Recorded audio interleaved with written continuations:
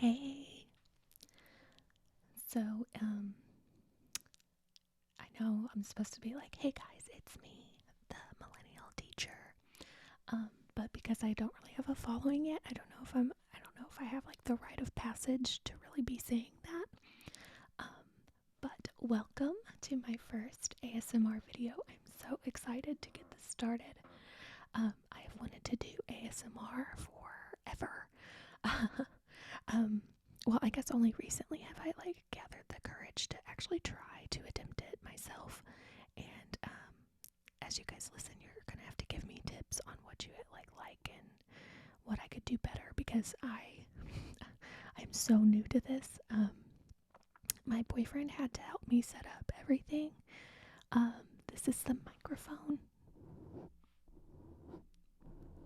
that he got me for Christmas. I guess it's like the next top of the line microphone for doing podcasts. I guess Shure brand is really reputable. I don't know. Although ASMR artists I know use Blue Yeti mics, but my boyfriend is a musician, so I trust his judgment on this. And I've played around with it, and I really like how it sounds. So hopefully you guys do too. Okay. So, I guess just like a little bit of background. We are in my office right now. Yes, that is a giant stuffed leopard. My friend got that for me for my birthday, my 25th birthday. And his name is Leonard. Leonard the leopard. The leopard. Leopard print is my favorite print, and black is my favorite color. Actually, purple's my favorite color. But yeah, anyway, that is part of my book collection. There's actually another bookshelf over here to my right. And so the whole point of this ASMR channel is actually to read you books and talk about books. So what I'll be doing most of the time is reading you a book or talking about a book, maybe doing some literary analyses.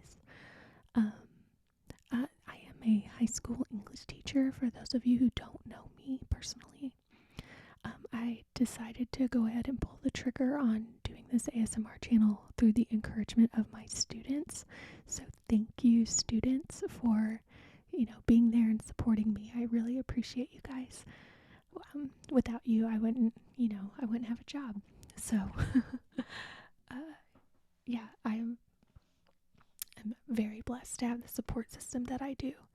And to my students who are watching, I hope you know that you always have my undying support as well. I want nothing but the best for you.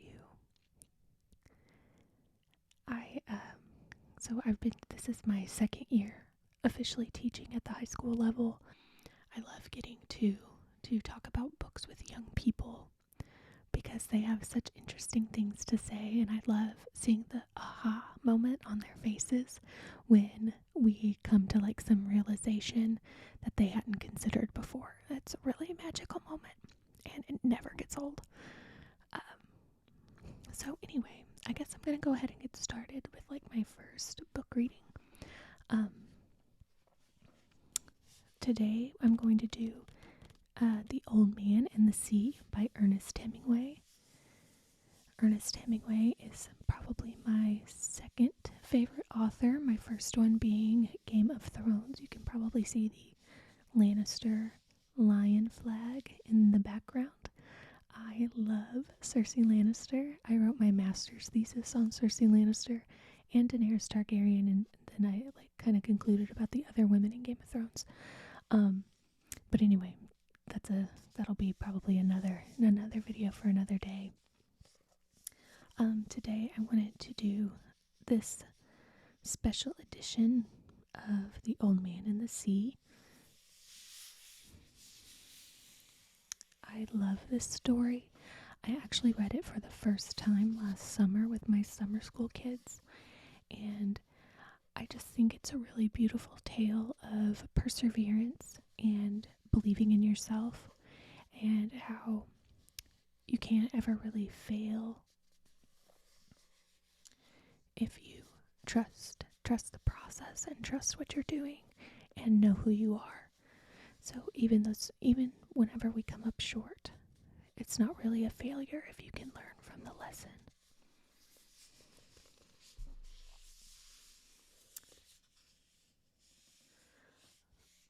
A lot of people, literary scholars will say that The Old Man and the Sea is the perfect symbol, the perfect metaphor for the end of Ernest Hemingway's life, because it does deal with an older man kind of coming to the realization that his life as a fisherman is coming to a close. But Ernest Hemingway, I guess, is like on record saying that the old man is just the old man and the sharks in the story are just sharks, that there is no metaphor. And it's like, well, Mr. Hemingway, Hemingway puts himself so much into his stories that it's really hard not to see the old man, Santiago, as Ernest Hemingway, at least a little bit. I find Ernest Hemingway's life fascinating. He's just a survivor. He was in the hospitals like so many times. He was in so many accidents and plane crashes. He was in one plane crash in Africa, and the crash was so bad that they actually printed in the United States that he had died. But he didn't, because he's a survivor. For those of you who don't know, Ernest Hemingway did end up killing himself. He was a very depressed person, and he had some substance abuse issues with alcohol. So I always kind of like turn that not into a positive, but whenever I talk about him to my students, I always say that the only thing that could kill Ernest Hemingway was Ernest Hemingway. And I don't know, he's just like such a fascinating guy. He traveled all over the world, was well respected because he respected the cultures of the places that he went. This is a special Hemingway library edition. My camera's backwards, so I'm gonna have trouble getting used to that. Hemingway library edition. That came out last year. It was very timely, considering that was the first time that I was reading it, and I had to have it. I have an addiction to buying books.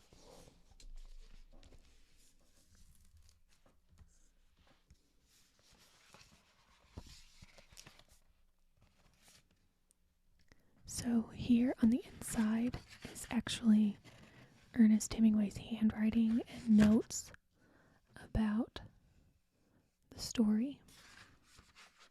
I'm just going to read the inside cover to you. The last of his novels Ernest Hemingway saw published, The Old Man and the Sea, has proved to be one of the most enduring works of American fiction. The story of a down-on-his-luck Cuban fisherman and his supreme ordeal, a relentless, agonizing battle with a giant marlin far out in the Gulf Stream, has been cherished by generations. Using the simple, powerful language of a fable, Hemingway takes the timeless themes of courage in the face of adversity and personal triumph won from loss and transforms them into a magnificent 20th century classic. First published in 1952, this hugely popular tale confirmed his power and presence in the literary world and played a large part in his winning the 1954 Nobel Prize in Literature. Hemingway had published several stories before winning the Nobel Prize.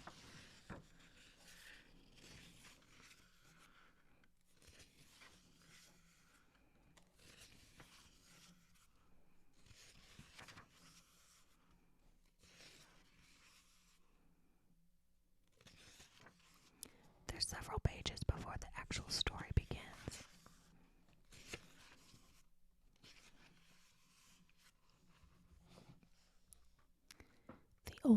and the Sea by Ernest Hemingway.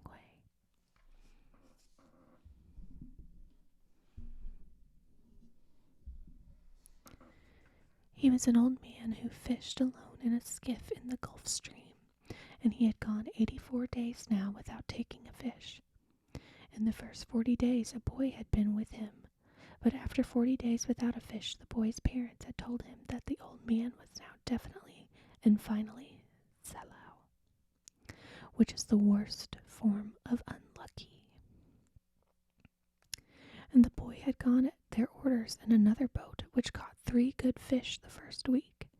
It made the boy sad to see the old man come in each day with his skiff empty, and he always went down to help him carry either the coiled lines or the gaff and harpoon and the sail that was furled around the mast.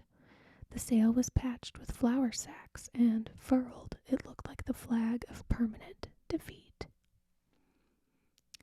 The old man was thin and gaunt, with deep wrinkles in the back of his neck. The brown blotches of the benevolent skin cancer the sun brings from its reflection on the tropic sea were on his cheeks. The blotches ran well down the sides of his face and his hands, and had the deep creased scars from handling heavy fish on the cords, but none of these scars were fresh. They were as old as erosions in a fishless desert.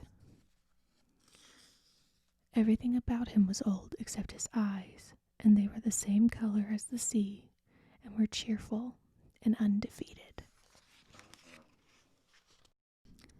"Santiago," the boy said to him as they climbed the bank where the skiff was hauled up, "I could go with you again. We've made some money." The old man had taught the boy to fish, and the boy loved him. "No," the old man said, "you're with a lucky boat. Stay with them. But remember how you went 87 days without fish, and then we caught big ones every day for 3 weeks?" "I remember," the old man said. "I know you did not leave me because you doubted." "It was Papa made me leave. I'm a boy, and I must obey him." "I know," the old man said. "It is quite normal." "He hasn't much faith." "No," the old man said. "But we have, haven't we?" "Yes," the boy said. "Can I offer you a beer on the terrace, and then we'll take this stuff home?" "Why not?" the old man said. "Between fishermen." They sat on the terrace, and many of the fishermen made fun of the old man, and he was not angry. Others of the older fishermen looked at him and were sad, but they did not show it, and they spoke politely about the current and the depths they had drifted their lines at, and the steady good weather, and of what they had seen. The successful fishermen of that day were already in, and had butchered their marlin out, and carried them laid full length across 2 planks, with 2 men staggering at the end of each plank, to the fish house where they waited for the ice truck to carry them to the market in Havana. Those who had caught sharks had taken them to the shark factory on the other side of the cove, where they were hoisted on a block and tackle, their livers removed, their fins cut off, and their hides skinned out, and their flesh cut into strips for salting. When the wind was in the east, a smell came across the harbor from the shark factory, but today there was only the faint edge of the odor, because the wind had backed into the north and dropped off, and it was pleasant and sunny on the terrace. "Santiago," the boy said. "Yes," the old man said. He was holding his glass and thinking of many years ago. "Can I go out to get sardines for you tomorrow?" "No, go and play baseball. I can still row, and Rogelio will throw the net." "I would like to go. If I cannot fish with you, I would like to serve you in some way." "You bought me a beer," the old man said. "You are already a man." "How old was I when you first took me in a boat?" 5, and you nearly were killed when I brought the fish in too green, and he nearly tore the boat to pieces. Can you remember?" "I remember the tail slapping and banging, and the thwart breaking, and the noise of the clubbing. I can remember you throwing me into the bow where the wet coiled lines were, and feeling the whole boat shiver, and the noise of you clubbing him like chopping a tree down, and the sweet blood smell all over me. Can you really remember that, or did I just tell it to you? I remember everything from when we first went together. That's all I'm going to do for now. I don't want to make my first video too long. But as you can see, there's like this really sweet relationship between Santiago and the little boy. And I just love that. Like I said, it's a really good story. And if I get enough of a following, I guess, from my first video, I will post a subsequent video where I pick up where I left off. So thank you for watching my very first